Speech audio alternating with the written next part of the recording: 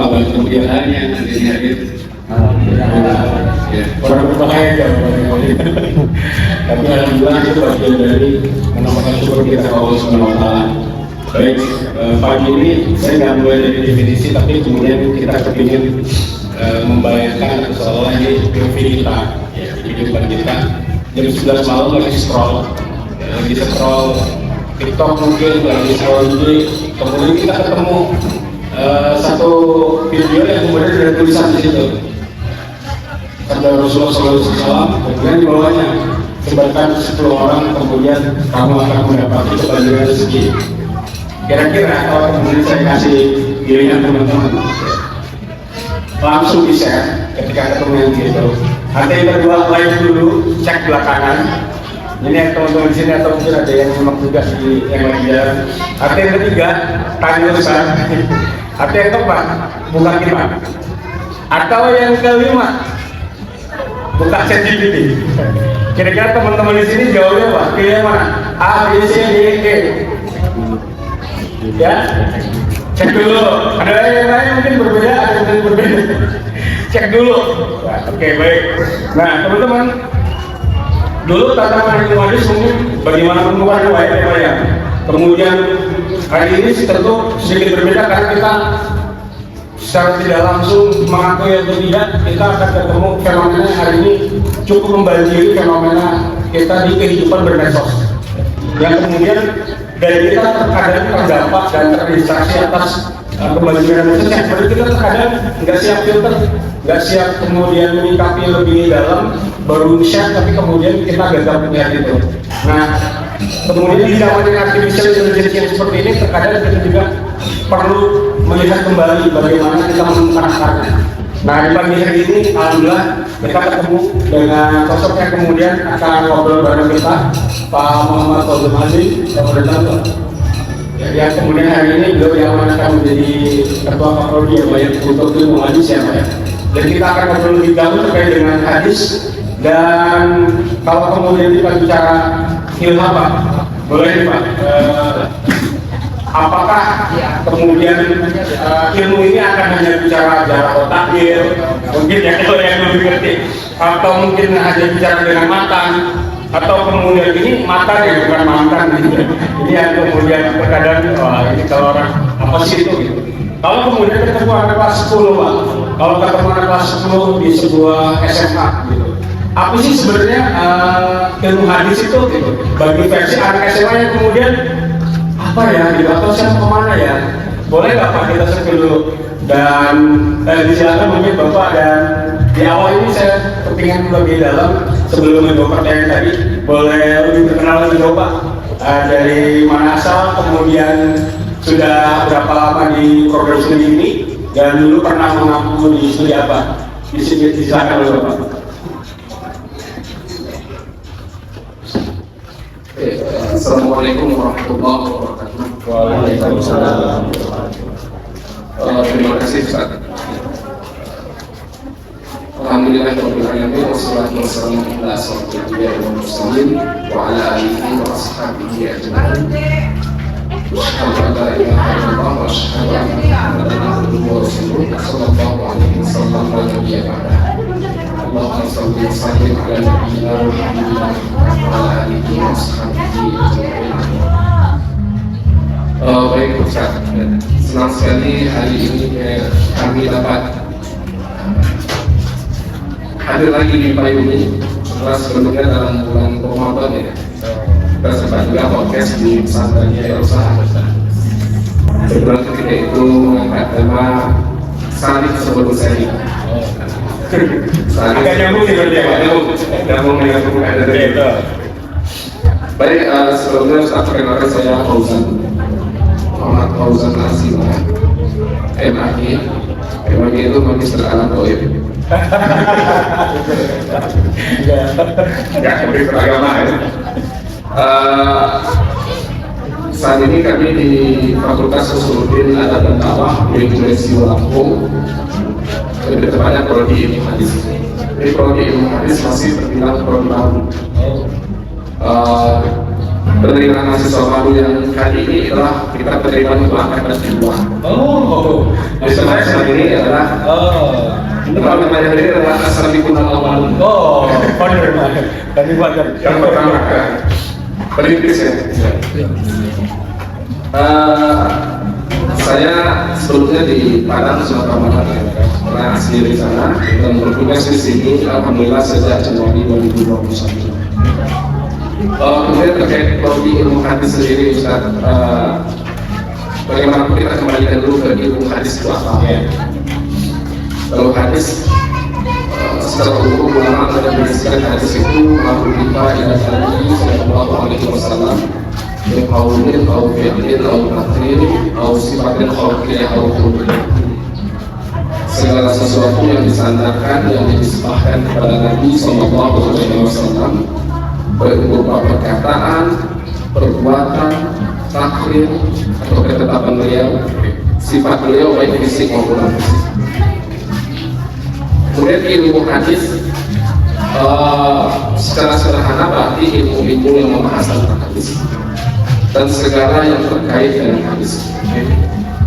Nah itu tentunya dimulai dari mempelajari sanadnya, kemudian mempelajari matanya, memverifikasi apakah hadis ini sahih atau tidak, valid atau tidak, makbul atau tidak. Lalu kemudian mempelajari bagaimana memahaminya dengan baik, benar dan tepat sesuai dengan kira-kira yang dimaksud oleh Rasulullah semaksimal kemampuan kita. Tentu ujungnya nanti adalah untuk mengamalkannya dalam kehidupan kita. Nah itu kajian pokok ilmu hadis yang mungkin sampai kapanpun tidak bisa dihilangkan. Jadi saya kira Bapak itu aja. Gimana Ustaz? Artinya itu ketetapan yang kemudian memang itu dasarnya. Dasarnya. Dia mempelajari sanadnya, mempelajari matannya, lalu memahaminya. Kalau Al-Quran, ketika kita lihat Al-Quran, kita tidak perlu lagi mempertanyakan keaslian Al-Quran itu. Kita bisa langsung masuk kepada penafsirannya. Di hadis harus diawali terlebih dahulu dengan verifikasi sanadnya, matanya, sehingga kita bisa memverifikasi apakah ini asli, valid atau tidak. Baru kemudian lanjut kepada pemahaman. Itu asas atau dasar dari ilmu hadis yang menjadi fondasi yang harus ada dan harus ada dalam kajian ilmu hadis. Awalnya begitu saja. Sekarang kita sedikit dulu. Sebelum masuk ke pertanyaan berat, atau mungkin para pengunjung juga mau ikutan menyimak, izin ya Pak ya, menjawab cepat Pak.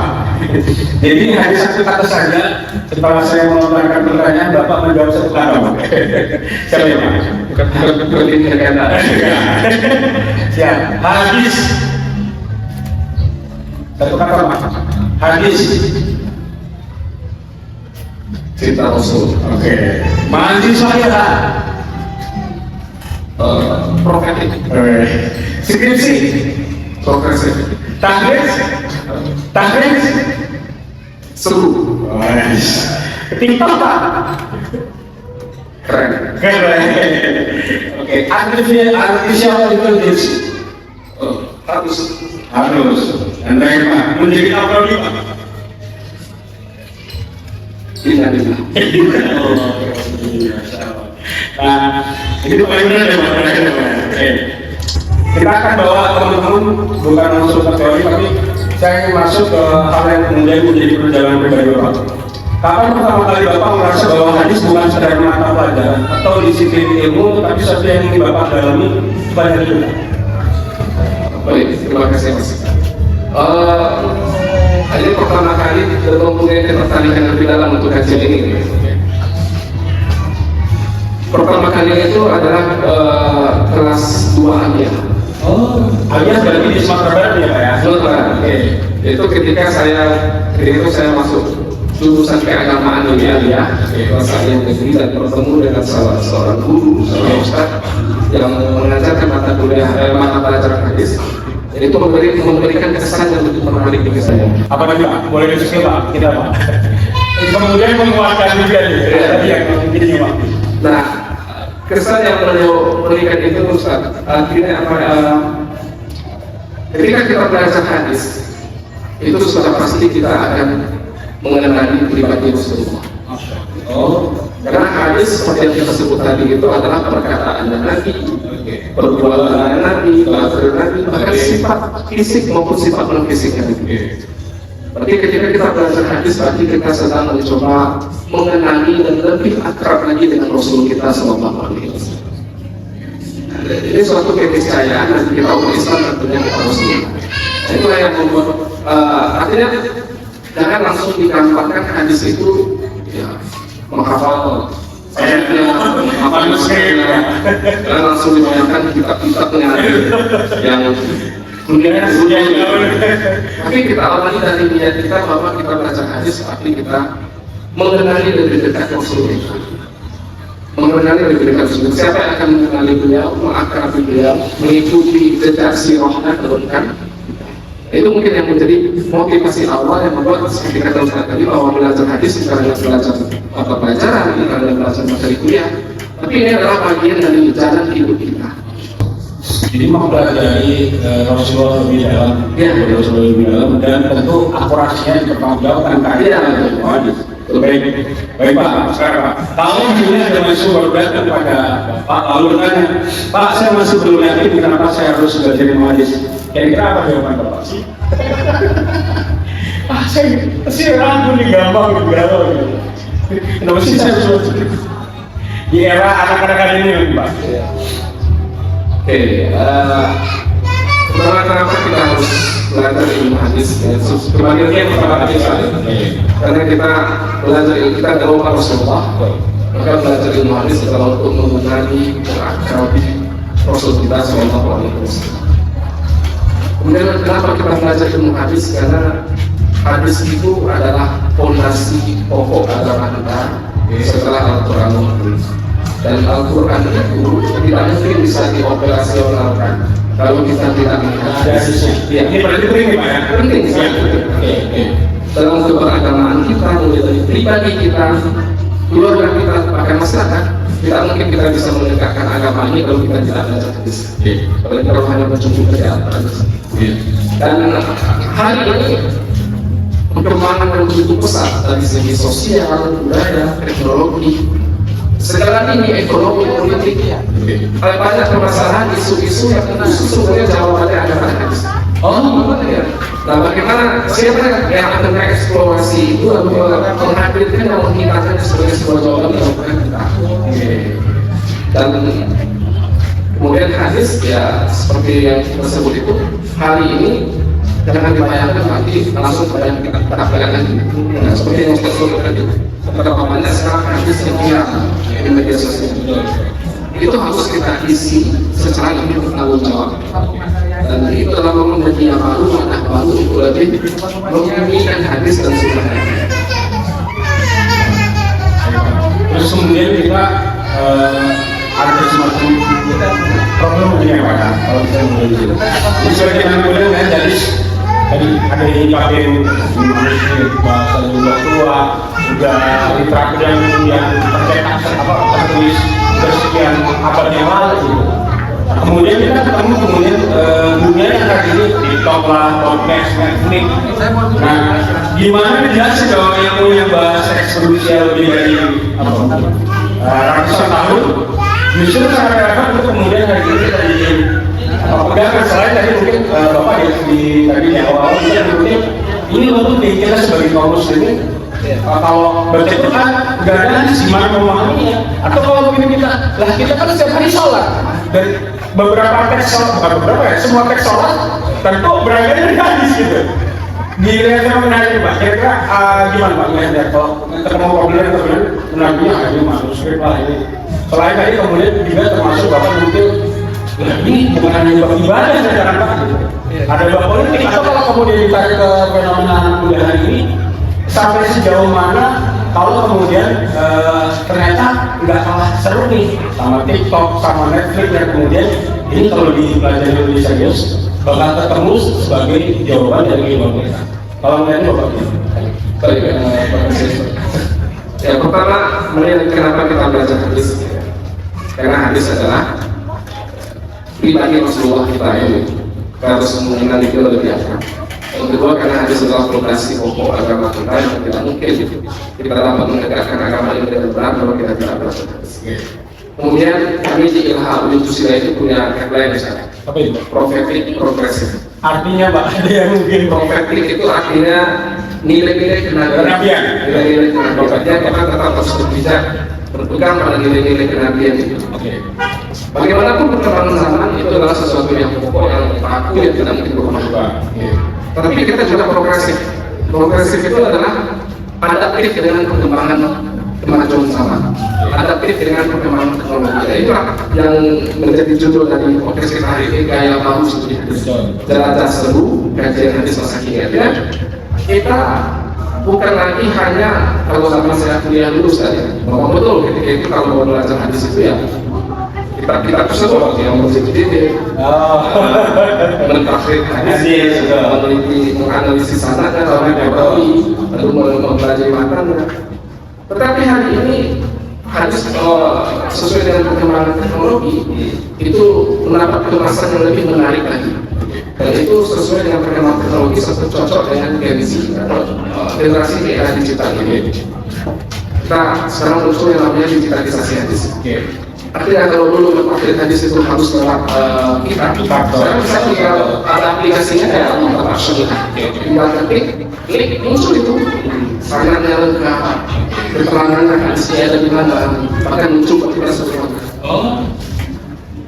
Termasuk apa namanya, ada yang hadis di media sosial, munculnya berbagai macam pamflet atau poster itu isi hadis atau pemahaman hadis. Bahkan hadis sekarang juga sudah muncul dalam bentuk audio visual, seperti podcast, seperti video-video pendek, seperti animasi-animasi, dan bahkan juga ada komik hadis. Kita pernah ada komik 99 hadis diterbitkan oleh salah seorang aktivis kita di Jogja. Itu saya kira sudah banyak juga. Artinya hadis dikemas dalam bentuk komik, ya, isinya itu adalah pemahaman hadis. Artinya seperti yang kita sebut di awal tadi, kajiannya itu tidak lagi melulu seperti yang dahulu, berputar kepada kita tidak seperti itu. Sekarang sudah memasuki gaya baru, memasuki tampilan baru yang relevan dengan perkembangan teknologi dan cocok dengan generasi GM. Dan karena itu juga rasa hadis itu bukan hanya untuk alumni pesantren. Hadis bukan hanya untuk alumni pesantren. Lalu ini sebenarnya juga bisa ke siapa nih Pak? Segmennya Pak? Saya melihat bisa ke semua. Bisa ke alumni SMA, bisa ke alumni SMK seperti Mas. Oke. Dan ini memang nyambung nanti dengan kurikulum kita, karena kita nanti juga akan ada mata kuliah terkait dengan digitalisasi hadis. Ada software hadis, ada program hadis, ada hadis dan media sosial, ada artificial intelligence. Jadi arahnya kita nanti ada spesialisasi nanti menjadi konten kreator hadis di digital atau kemudian aplikasi hadis, aplikasi IP, aplikasi hadis berbasis IP. Ini menarik juga ya Pak, artinya iya juga ya gitu ya, artinya komik bisa kemudian kita bawa dalam konteks menerjemahkan atau membahas hadis kepada anak-anak ini, atau kemudian ketika hari ini kita ketemu di Pak fenomena tanya saya tadi ke teman-teman yang ini hari ini hadir atau para pengunjung, kebersihan sebagai dari iman itu hadis atau bukan kalau versi teman-teman? Ada yang mau jawab gitu? Nah ini Pak, kalau ketemu yang begini nih Pak, bagaimana menjelaskan kasus ungkapan populer seperti ini? Mau menjelaskan kasus yang begini, apa bedanya substansi yang baik dengan kecepatan menisbatkannya kepada Rasulullah SAW itu sendiri? Jadi pertama, bagaimana menjelaskan kasus yang tadi itu? Ini sebenarnya hadis atau bukan ya? Bersih dari iman Pak. Yang kedua, apa bedanya substansi yang baik dengan kecepatan kita menisbatkannya kepada Rasulullah SAW? Makanya pertama anak hadis itu tidak asal saya. Dia harus saling sebelum saya. Karena seperti yang saya sebut tadi, kajian pokok itu yaitu memvalidasi dan verifikasi riwayat itu adalah sesuatu yang utama. Itu kita biasa. Ketika bertemu hadis ya tentu tidak bisa langsung bisa mempelajari dulu nih, kita teliti dulu ya, ini benar nggak valid dari Rasulullah SAW. Lalu itu sekarang sudah ada aplikasi digital dan yang sudah saya sebut tadi, kita klik nanti muncul berapa. Jadi nggak usah perlu khawatir ketika sudah kita ketikkan masuk bagaimana jalur riwayatnya, bagaimana kualitas sanadnya segala macam itu udah bisa. Karena saya juga ngalamin tuh Pak. Ngalamin mungkin dengan salah satu pengajar di Kabupaten karena kami ketemu dulu Profesor Dr. Emizar ya, Profesor Efek. Ini sampai setengah satu malam untuk kemudian mencari penuntutan ini gimana jalur satu itu segala macam ya. Ternyata hari ini bisa simpel dan lebih cepat meneliti ya. Dan itulah yang salah satu gaya yang baru tadi sudah digitalisasikan. Dan anak-anak Ilham nanti tentu harusnya bukan hanya memanfaatkan apa yang sudah digitalisasikan, tapi mampu memproduksi ulang aplikasi digitalisasi. Dan itu seperti yang saya sebut tadi, kita nanti ada mata kuliah software hadis, programming hadis, bagaimana memprogramnya ada aplikasi digitalisasi. Berikutnya nih Pak, ketika ketemu tuntutlah ilmu sampai ke negeri Cina nih Pak. Ini sebenarnya Pak, kalau tadi sebagai kebersihan sebagai dari iman, tuntutlah ilmu sampai ke negeri Cina, ini sebenarnya hadis atau satu ungkapan sebenarnya Pak? Kalau boleh mungkin pasti beberapa pengunjung atau kita hari ini juga ketemu tuh dengan wah ini ungkapan atau hadis ya gitu. Kalau mungkin boleh kita ini Pak, boleh cari tahu Pak terkait dengan dan ini cukup lumayan populer di tengah masyarakat kita. Ya, betul itu Mas. Saya tidak sedikit ungkapan-ungkapan populer yang dikira hadis padahal bukan hadis. Oke. Misalnya ya seperti yang tadi usulul imam walau bisir, kalau ilmu walaupun dengan bisir itu sering dikira hadis. Padahal itu aslinya bukan hadis, itu ungkapan gitu. Nah, ini penting nih. Ternyata ungkapan itu ya. Oke. Cuma kalau kayak surat Muhammad itu saya yang bilang apa? Bahwa selain ibadah, sungguh tasbih. Betul. Orang berpuasa itu ibadah dia akan tasbih. Bukan hadis. Hadis palsu. Nah, di situ salah satu urgensinya kajian ilmu hadis ini. Ketika kita bisa berfilter mana yang mengkarit dari Rasulullah. Dan mungkin boleh digambarkan sedikit Pak agar juga para pemilik juga, tapi kemudian kita cukup berhati-hati. Sampai sebegitu dampaknya bagaimana ketika kemudian yang tadi dikira hadis ternyata apa ini Pak? Kalau dalam kajian teman-teman di ilmu hadis gimana Pak? Ini sebenarnya apa? Tapi ternyata masyarakat kita sudah terlanjur memviralkan, maaf ya Pak, dan mungkin para pengunjung, mungkin penceramah kita, mungkin penceramah kita beberapa mengambil itu dan menyampaikan. Dan itu dianggapnya sebagai hadis gitu. Nah, kalau dalam Al-Quran kan jelas di surah Al-Hujurat itu ya. Perintah untuk apa itu? Jika datang berita itu ya. Jika datang berita. Tidak aku fasiku bina baik maka bayar. Itulah kemudian yang juga menginspirasi dan memotivasi ulama hadis untuk mengembangkan kajian yang namanya acara takhir dan mengverifikasi sumber berita hadis. Dan itu memang bukan persoalan yang sepele sebenarnya terkait sesuatu yang dianggap hadis padahal bukan hadis. Karena ada peringatan juga dari Rasulullah dalam salah satu hadis beliau, maka kata yang ta'amilan wala yatatawwa' nafa'adahu minallah. Siapa yang sengaja dia ada bawahnya sengaja berdusta atas namaku, maka hendaklah ia mungkin tempat di neraka. Jadi ancam neraka artinya sengaja membuat hadis palsu atau sengaja menyebarluaskan hadis palsu. Dia tahu nih ini nggak benar, tapi kan isinya masih. Saya itu ancamannya malah teman di setengah neraka. Artinya itu bukan sesuatu yang sepele.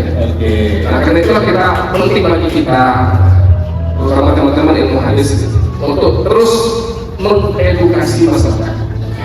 Mengedukasi masyarakat terkait hadis tadi bahwa ya jangan langsung share, ada saling sebelum share.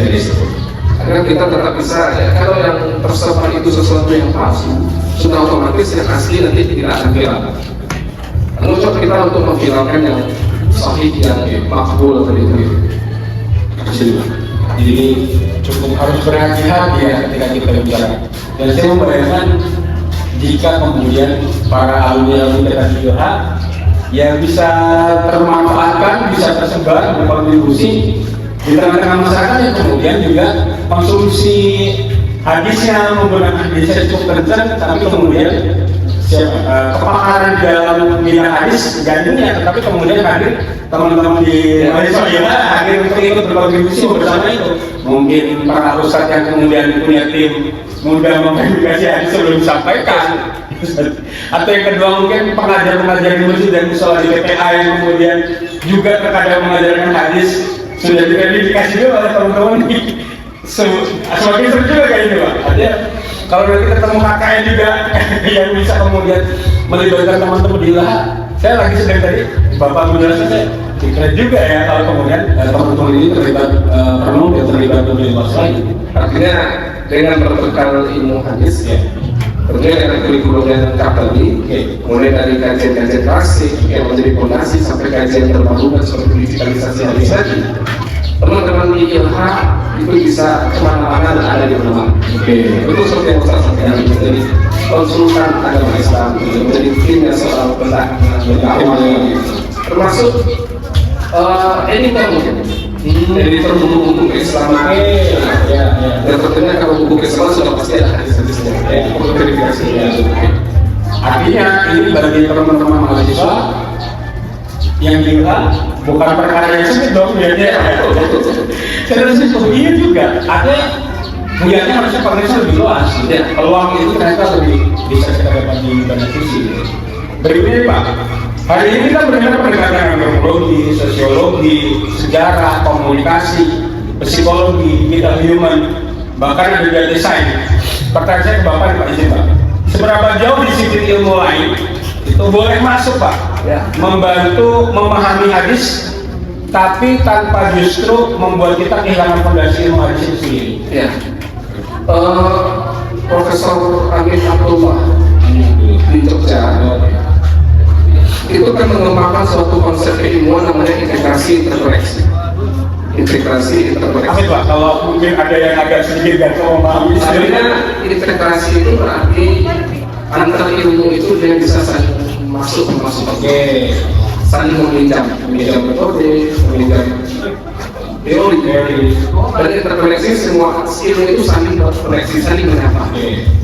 Nah, dengan semangat itu sesungguhnya ya seperti yang saya sebutkan, hadis itu sangat relevan untuk kemudian ya saling menyapa dengan antropologi, sosiologi, psikologi dan lain sebagainya. Sesuai dengan prinsip dasar yang tersebut yang tadi bahwa hadis itu tidak melulu bisa dikatakan tapi dia juga pasti mengurusin bagaimana kehidupan sosial kita, bagaimana kehidupan ekonomi kita, budaya kita, bahkan politik kita. Nah, itu dalam keilmuan hadis itu juga sebenarnya ada namanya living hadis. Living hadis itu artinya melihat bagaimana praktik hadis di tengah masyarakat. Kalau kritik sana dikatakan dari sama pemahaman hadis, itu berguna dari teks dulu. Ini teksnya lalu bagaimana memahaminya, lalu bagaimana mesti diamalkan. Ada varian namanya living hadis. Kita mengawali dari melihat bagaimana praktik masyarakat, bagaimana masyarakat mempraktikkan suatu hadis tersebut. Itu sudah pasti mengincar ilmu antropologi dan sosiologi. Nanti bisa berpadu aja ya. Termasuk ketika hadis-hadis yang tema sosial, tema ekonomi, politik, psikologi, sudah pasti dia akan berpadu ya, berintegrasi dan berinterkoneksi dengan ilmu-ilmu yang saya sebutkan, sosiologi, psikologi dan sebagainya. Artinya apa? Kalau saya melihat karena pada dasarnya hadis itu ya, adalah sesuatu yang merasa dari Rasulullah kita. Dan Rasulullah adalah contoh teladan kita yang sudah pasti mengurusi banyak hal dalam kehidupan kita ini, mulai dari bangun tidur sampai tidur kembali. Artinya hadis itu sebenarnya kajian yang lebih luas, dan dia bisa saling menyapa dengan berbagai macam keilmuan. Dan karena itu pun kemudian alumni hadis punya prospek kerja yang luas juga. Seperti ini bisa kemana-mana dan ada di mana-mana. Itu memiliki peran yang penting dalam masyarakat seperti dalam komunitas tersebut. Baik, dan tadi kemudian juga menyebut ilmu ini bisa bersanding dengan latar belakang lain, Pak. Saya langsung kayak lagi juga Pak. Ketika disadarkan dan nempel dengan hadis, terus juga mungkin satu sisi juga dengan Al-Quran, berarti harusnya ilmu ini ketika diaplikasikan dalam tengah masyarakat, ketika melakukan penyimpangan, ketika ketika teorinya kemudian disadarkan dan kemudian bisa berbicara, misalnya Pak, gitu, bicara politik, ketika mengambil kebijakan, nggak bisa main-main dong Pak, dengan ketika ilmu itu belajar sama mahasiswa Pak, gitu. Apalagi saya gitu, di tengah ekonomi hari ini Pak, yang semua orang kadang, wah siapa sih yang nggak mandiri gitu ya. Tapi ketika kemudian misalnya ekonomi yang habis, itu akan semakin membuat ilmu itu akan semakin lemuk ya Pak. Ini Pak, berikutnya Pak. Sekarang kita masuk ke mungkin agarnya dengan teman-teman mahasiswa yang masih ada juga. Nah dulu mahasiswa bisa dihabiskan kayak tadi juga Pak, warna kita kemudian berubah sekarang jadi ada software dulu zaman di masa itu kita belajar ada tubuh kita segala macam. Kemudian ada teknologi digital. Sekarang mungkin ada yang lebih gampang lagi mikirnya. Ya udah kita pakai teknologi aja, udah telat nanti. Apakah AI akan mengubah cara orang belajar hadis? Dari lahirnya AI ini hari ini orang dipilih konsulnya ke situ gitu. Kira-kira ini bisa mengubah cara orang belajar hadis kan? Ya, pasti berpengaruh ya saya. Pasti berpengaruh. Tetapi kalau bagi saya pribadi itu harus diposisikan sebagai alat bantu, bukan sebagai sumber informasi yang utama. Nah, bagaimanapun kalau itu dijadikan informasi utama, nanti pasti akan ada miss yang akan terjadi. Dan artinya apa? Kita tidak menolak, tidak menolak. Ya. Tetapi dia bisa kita manfaatkan dan arahkan kepada arah yang lebih berdampak positif dalam keilmuan. Artinya kembali lagi harus disandingkan dengan keilmuan lainnya atau dengan prinsip-prinsip dasar lainnya, dengan kitab-kitab asli lainnya. Atau kalau kemudian kita boleh kerja nih Pak, kemudian apa batasnya kira-kira Pak yang menjadikan kemudian ini kayaknya nggak bisa lanjut ya dengan menggunakan karena tadi saya tangkap tadi di awal di yang sebelumnya barusan ini hanya sebatas alat bantu aja dong gitu ya. Batasannya kemudian ini kayaknya udah nggak mungkin lagi kita bisa bersama dengan AI, kira-kira apa batasannya gitu. Jadi biar teman-teman yang kemudian hari ini lumayan edik untuk kemudian terlalu tergantung terhadap AI gitu, lebih dominan dan memang kemudian mencari tahu langsung dari sumber tadi hadisnya. Ya, untuk sumber, seperti itu jangan tadi kita disebut sumber kan gitu. Jangan satu-satu jadi sumber. Sumber kita tetap harus merujuk kepada yang salah sebenarnya untuk kita, untuk kisah termasuk untuk memahaminya. Bagaimanapun kita harus juga melihat kepada syarah-syarah hadis yang telah ditulis oleh para ulama. Artinya ya kita harus mampu bermain mendialogkan antara tulos dengan teknologi ini. Kalau kita tulos melulu sudah pasti ilahnya angkat. Sudah pasti ilahnya angkat, dia tidak dimengerti oleh banyak orang. Sementara ini seperti yang disebut tadi penting, dia menjadi sesuatu yang harus ada dengan masyarakat. Tetapi kalau teknologi saja maka dia akan kehilangan pijakan. Kalau teknologi ada kita kehilangan pijakan. Maka dia harus mampu berdialog antara tulos dengan kecanggihan teknologi atau digitalisasi. Artinya batasannya mungkin kita tidak boleh lepas dari tulos tadi. Baik untuk kitab-kitab asli hadis, sumber asli hadis maupun kitab-kitab syarah hadis. Mungkin AI nanti lebih kepada bagaimana kita mengemasnya menjadi lebih menarik, memberikan pemahaman atau bahasa yang lebih menarik bagi generasi yang ada di sebenarnya. Baik Pak, salam jadi Pak. Agak sedikit kalau nakal saya dimohon maafkan ya Pak.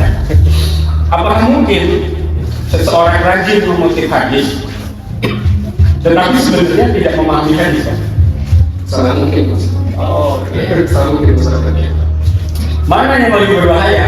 Orang yang nggak tahu hadis atau orang yang tahu satu hadis lalu merasa sudah tahu semuanya? Saya ulangi ya. Mana yang lebih berbahaya? Orang yang tidak tahu hadis, orang yang nggak tahu hadis lah, atau orang yang tahu hadis lalu merasa udah tahu semuanya dengan dia punya hasanah dari situ? Ya, seperti itu berbahaya yang kedua ini. Yang kedua, ya. Karena dia sudah merasa tahu. Kalau orang sudah merasa tahu, sering sulit untuk diberitahu kan gitu.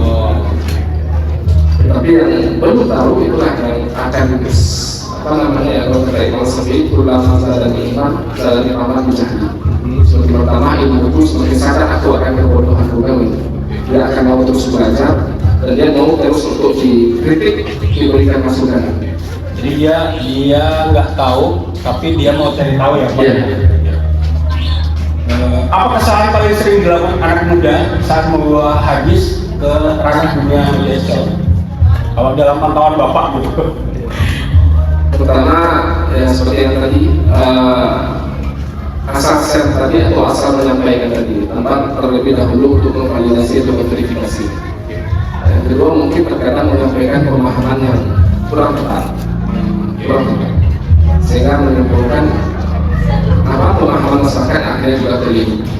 Makanya tetap saja bagaimanapun kita asli tadi bersama tadi itu harus jadi berkata. Kemudian agak nakal juga. Kalau ada dua ustadz berbeda memahami satu hadis dengan kesimpulan berbeda, Pak. Jadi ada dua ustadz berbeda memahami satu hadis dengan kesimpulan yang berbeda, Pak. Bagaimana mahasiswa awam menyikapi hal tersebut ketika ketemu yang begitu, Pak? Dua ustadz kemudian memahaminya padahal hanya satu hadis yang dipahami, tapi kemudian berbeda mereka di kesimpulannya. Itu kira-kira kita atau mahasiswa yang kemudian kita nggak tahu hadis gitu, itu gimana baiknya menyikapi hal tersebut? Kan sering sih Pak gitu kan, kita lah ini kan teksnya sama tuh yang dibaca ya, tapi ternyata interpretasinya muncul berbeda dari dua orang lama saya kira ternyata usah deh gitu kan. Ya baiknya kita gimana nih Pak? Perbedaan interpretasi itu sesuatu yang sangat lumrah di dunia. Tetapi tentunya kalau kita belajar hadis, kita punya punya filter sendiri untuk melihat apakah dua perbedaan pemahaman ini sama-sama mu'tabar, sama-sama boleh, dia bisa ditolerir atau tidak. Jadi memang kembali lagi kita mesti punya ilmu untuk menentukan tersebut. Ya, kalau belum punya ilmu, tentu kita bertanya kepada ahli ilmunya. Jadi tidak ada perbedaan yang bisa ditolerir dalam pemahaman tersebut. Ada yang mungkin ada yang lebih begitu. Ini Pak, berikutnya kita mau sambungin dari di sekian tahun ke depan Pak. Kalau saya mungkin gitunya seolah-olah kita berada di POV 2030 nih Pak. Kalau mahasiswa ILHA ingin menjadi sarjana hadis yang relevan di 2030, skill apa yang harus mulai mereka bangun dari sekarang selain kemampuan akademik dasar yang belajar menjadi hadis? Kira-kira skill apa Pak yang kemudian nanti di 2030 nih mahasiswa kita benar-benar bisa survei, benar-benar dia bisa kemudian kokoh di yang bisa jadi teknologinya akan lebih aja. Kira-kira skill apa sih Pak yang kemudian akan mendampingi bagi teman-teman yang hari ini sedang belajar di hadis? Ya, skillnya pertama skill terkait dengan media dan digital. Media dan digital. Artinya era sekarang itu pasti tidak ada pasar digital menurut saya. Skill media digital itu harus dikuasai. Karena ketika ada hadis yang viral tadi, sekian puluh orang kalau tidak menjadi sesuatu pada dia yang kalau mahasiswa ILHA tidak masuk ke ranah itu pasti itu akan terserap begitu saja. Ada terbatas. Jadi skill media digital itu sesuatu yang sangat pasti harus dimiliki. Di samping keilmuan dasar atau keilmuan akademik dasar yang sangat seperti ini. Mereka kemampuan public speaking. Public speaking mampu menyampaikan dengan baik, benar dan tepat. Muatan dan dan terakhir mungkin mampu untuk usaha. Orang yang tidak usaha bisa menjadi seorang yang benar. Tidak usaha dan teredukasi. Seperti yang saya sebut tadi ada yang menghasilkan komunikasi sehingga pesan-pesan Nabi itu dapat tersampaikan dalam berbagai media yang lebih segar dan lebih profesional sesuai dengan informasi. Keren ya. Jadi bagi kita yang hari ini sudah belajar, kemudian yang kedua kita akan bakal juga menghadapi perkembangan zaman, tentu akan lebih bukan afdol sih nyebutnya Pak ya, akan lebih keren ketika teman-teman juga kuat dari sisi keilmuan yang lain. Bapak juga Pak menjelaskan ada kekuatan media sosial yang kemudian kita imbangi dalam mempelajari hadis yang kemudian bisa survive di 2030 yang kemudian kecepatan teknologi akan lebih biasa dari kita hari ini. Nah, kalau kemudian boleh ini Pak, boleh juga kita tanyakan ke Bapak. Jadi akademisi hebat atau pengenerator hebat Pak? Kalau misalnya ke mahasiswa yang magister benar Pak? Dua-duanya. Oh, dua-duanya. Dua-duanya. Oke, Sulit untuk gitu. oh gitu. Karena akademisi juga penting hari ini ya Pak ya? Iya. Oke. Dan penerapan saja pun juga tidak mungkin, akademisi saja pun juga ya. Bapak kalau dia hanya kayak itu dia atau mungkin mengembangkan secara kreatif kepada orang. Baik. Berikutnya Pak, baca 100 artikel atau tamat satu kitab Pak?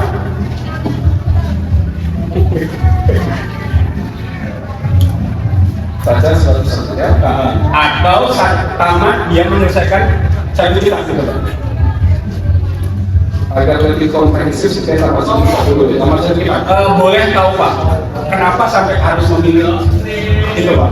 Ya, agar dia untuk awal untuk awal memang seperti itu dulu agar mempunyai pemahaman yang utuh. Oke. Komprehensif agar kajian ini. Karena ada kita yang kemudian suka sebagai sebagian kan Pak itu bacanya kan gitu. Dan agar punya fondasi juga. Oke. Nah, kemudian mensiasati ketika saya mau meneliti sama pertanyaan dosen ya Pak. Tadinya pilih artikel kan kalau era hari ini adalah baca artikel aja yang hanya beberapa paragraf gitu kan Pak. Dengan tadi satu kitab yang betul-betul pemahaman kita jadi lengkap. Saya justru juga nih Pak, fenomenanya terkadang ketemu di fenomena hari ini kejenuhan. Atau mungkin juga teman-teman yang juga belajar ilmu juga mungkin pernah juga di situasi jenuh, atau mungkin Bapak kalau kita boleh tahu bagaimana saat itu menghadapi ketika dari itu apa biasanya ternyata satu kitab nih. Tentu kalau fenomena hari ini anak-anak itu tentangnya jenuh deh Pak, menghadapi fenomena kejenuhan saat sedang kemudian lagi sedang menyelesaikan satu bacaan, baik itu mungkin kitab, hadis, atau mungkin satu bacaan buku yang utuh.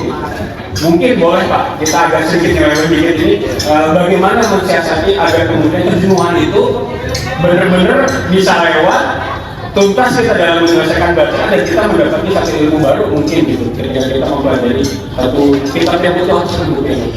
Pernah nggak Pak ketemu fenomena jenuh gitu? Atau enggak Pak? Ya, jenuh itu sesuatu yang benar juga. Oh gitu ya. Ya, jadi mungkin bagi pembaca kitab untuk menghindari kejenuhan dia harus punya bacaan pendamping. Bacaan pendamping yang ketika kejenuhan itu datang dia bisa bikin dulu bacaan pendamping yang mungkin lebih ringan. Atau dia pindah dulu ke aktivitas lainnya yang mungkin itu lebih kepada kesesuaian dengan bakat, minat dan hobi. Karena memang kalau kejenuhan itu dipaksakan terus nanti ujungnya stagnan seperti itu. Baik. Kemudian yang berikutnya Pak, ketika kemudian tadi disebutkan kita sebenarnya bisa bersanding dengan ilmuwan lain. Kemudian yang kedua, ketika teman-teman hari ini hari ilham melihatnya lebih luas, bagaimana keilmuan ini juga bisa berkontribusi lebih. Kemudian kan juga disebutkan 2030 aja ketika nanti kita ketemu sampai 2030 usia kita harus survive di 2030. Tadi Bapak juga menyebutkan kita bisa kokoh nih. Nah kemudian kalau yang berikutnya Pak, sebelumnya juga ada konsistensi segala macam.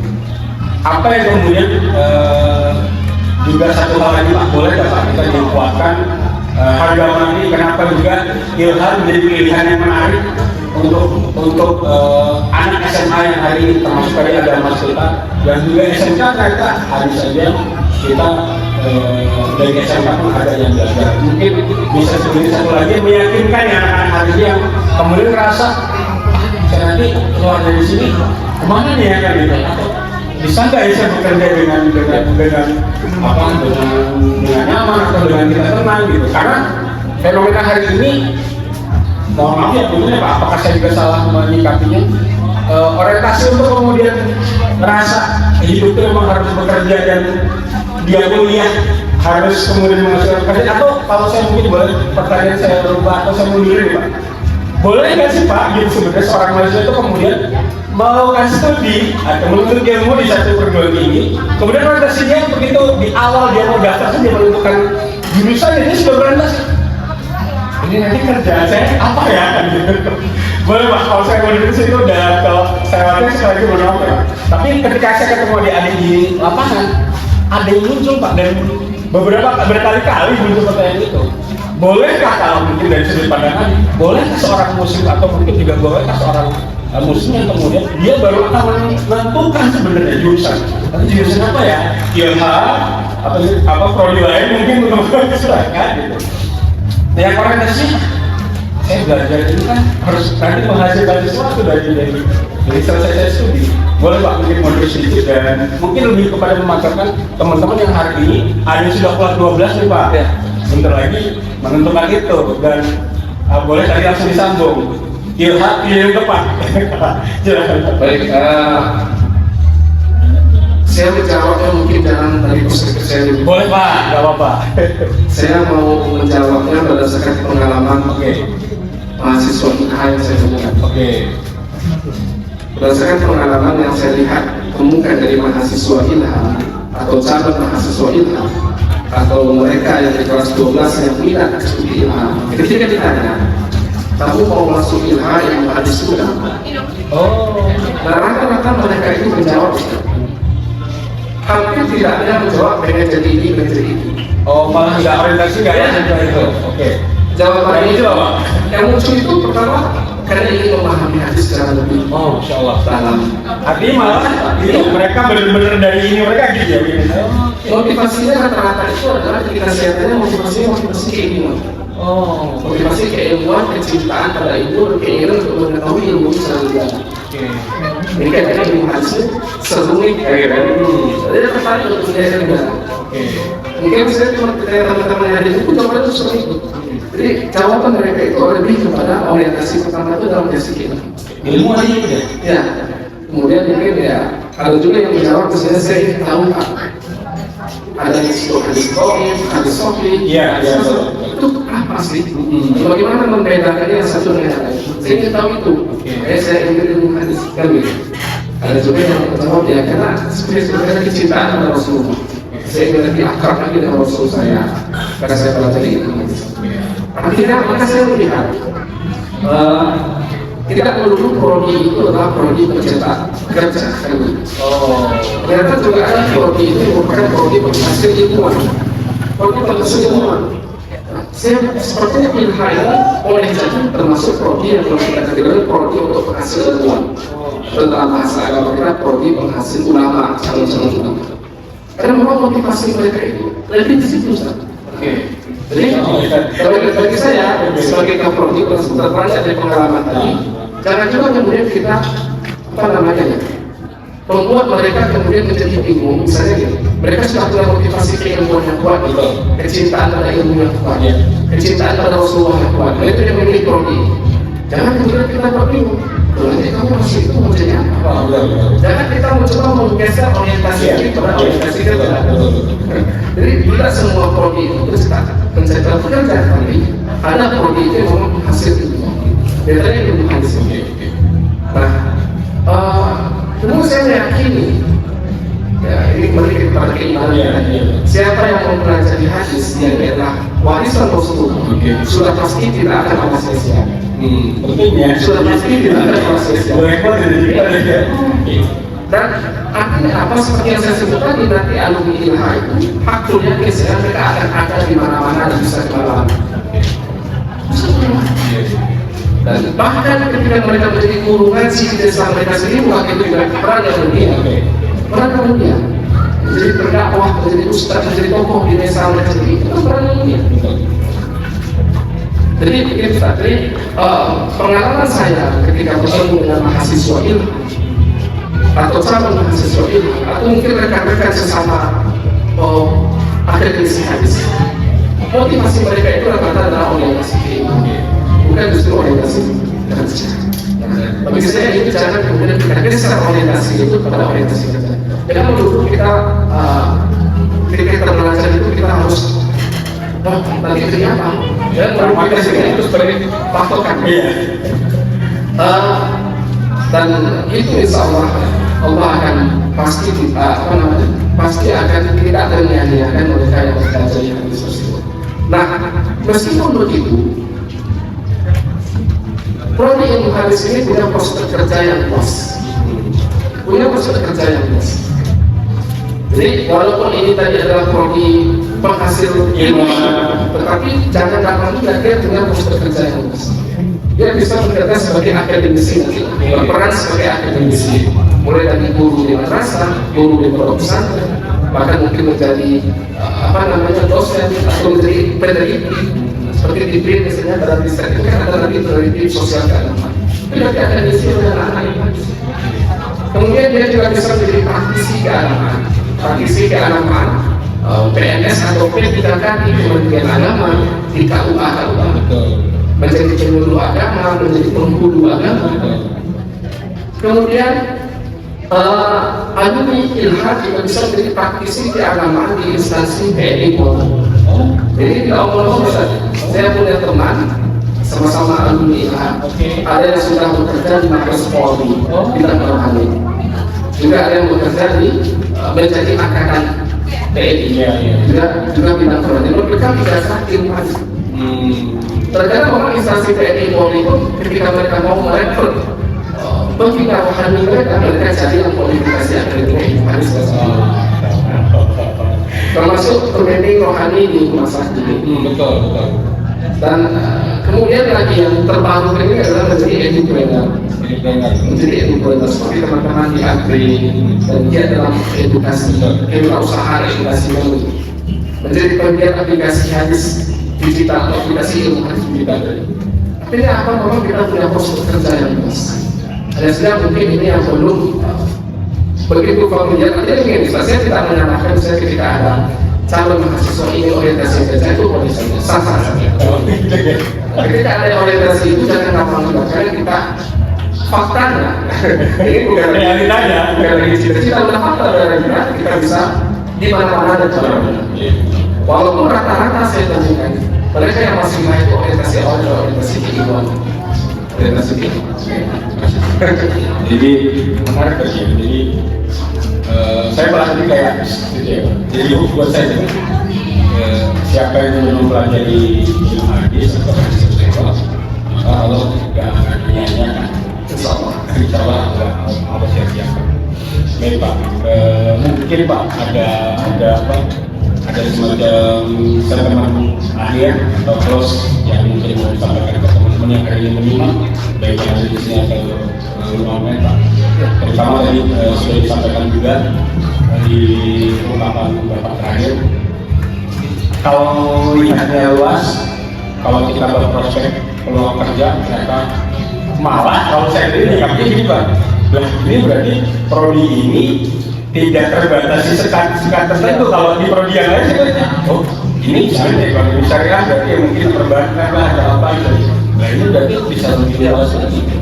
Mungkin ada pesan atau ada solusi tertentu terkait dengan pembahasan kita pagi hari ini Pak terkait dengan hadis yang di era ini, dan juga pesan-pesan buat teman-teman yang hari ini mungkin lagi sedang akan juga menentukan jurusannya kemana gitu. Hadis itu adalah milik kita bersama. Hadis milik kita bersama, bukan hanya milik komunitas tertentu, bukan hanya milik institusi tertentu. Dan milik kita bersama, karena adalah warisan Rasulullah, contoh teladan kita semua. Karena itu secara lebih praktis lagi, ilmu hadis itu bukan hanya untuk lulusan pesantren. Ilmu hadis itu juga tidak sekali dari lulusan SMK, lulusan SMA. Apalagi karena memang kajian hadis tidak lagi seperti zaman saya kuliah dulu, bahwa memang ketika itu berputar pada kajian-kajian klasik kita terus dan sebagainya. Sekarang kita ilmu hadis itu sudah mengalami transformasi yang sedemikian rupa. Makanya sesuai dengan judul podcast ini, gaya baru studi hadis. Karena memang studi hadis tadi mengalami perkembangan yang begitu signifikan terhadap objek kajiannya yang semakin luas. Bukan bukan lagi hanya melihat teksnya, tapi kita juga diajak untuk melihat bagaimana fenomena praktik masyarakat akan hadis tersebut. Living hadis. Kemudian kita juga nanti akan diajak meneladani para ulama hadis kita, para tokoh hadis kita. Bukan hanya segi ilmunya, tapi juga mungkin sirah kehidupannya. Dan tokoh hadis itu, ulama hadis itu sudah pasti adalah hadis yang berjalan kan? Kalau Rasulullah adalah Al-Quran yang berjalan, kalau boleh saya menyebutkan ulama hadis itu adalah hadis yang berjalan. Kemudian tidak lupa juga kita sudah masuk ke dunia digital tadi. Ada yang namanya digitalisasi hadis, aplikasi hadis berbasis digital, termasuk kemasan hadis yang sudah dikemas melalui ada audio visual, podcast, konten videografis dan lain sebagainya, termasuk komik pun itu bisa menjadi sarana untuk menebar luaskan. Artinya, ya saya melihat studi hadis itu saat ini sudah begitu berkembang, begitu besar, yang berbentuk aspek-aspek yang sebelumnya mungkin tidak bisa. Dan karena itu hadis ini dan ilmu hadisnya adalah untuk semua. Terima kasih Bapak. Kita juga mendapati beberapa kali ternyata sebegitu juga luas juga kita harus mempelajari sebuah hadis, dan di Santam Bapak tadi kita juga disadarkan orang-orang yang dulu mengumpulkan, ulama-ulama dulu yang mengumpulkan.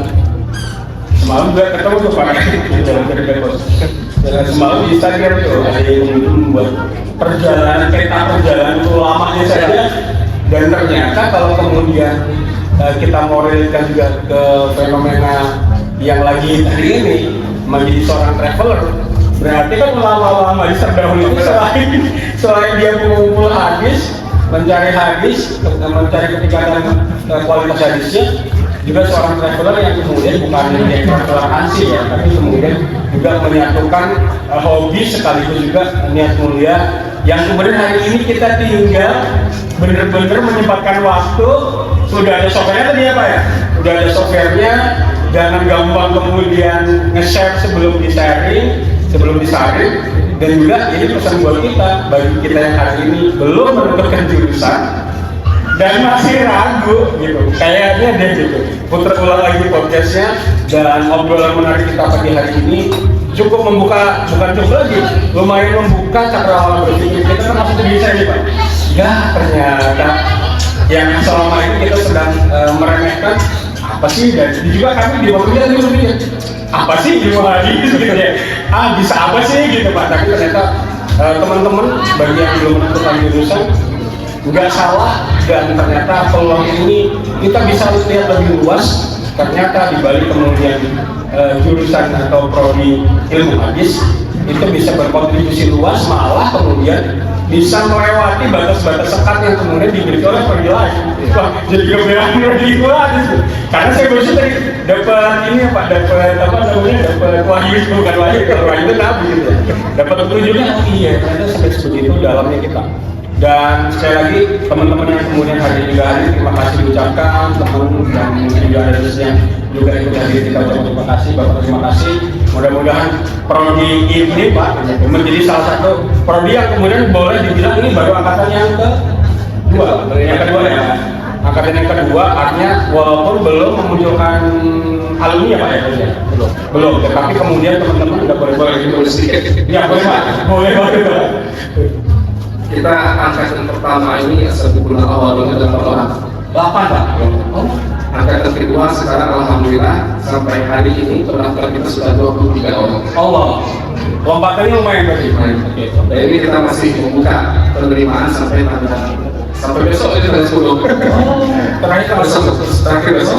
Jadi ya itu seperti yang saya sebut tadi, bagi yang punya ketertarikan untuk mengkaji lebih dalam hadis, yang memang punya orientasi ilmunya ke sini, ataupun yang tadinya tapi kerja, jangan bingung, jangan ragu. Aku yakin saya sampaikan kita punya prospek kerja yang luas, bisa di mana-mana bisa. Dan peluang untuk kemudian menjadi entrepreneurship-nya juga terbuka ya Pak.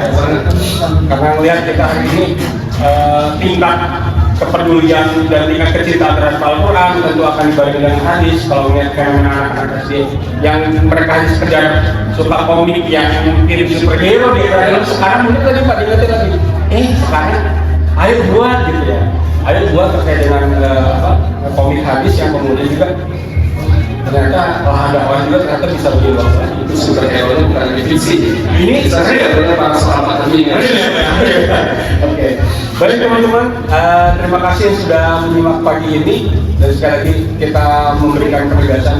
Semoga ini semua menjadi satu khasanah berpikir kita dalam mempelajari satu bidang ilmu, terutama hari ini kita bicara ilmu hadis, dan kita sebagai seorang muslim mungkin di sini yang juga lagi sedang berkunjung seorang muslim.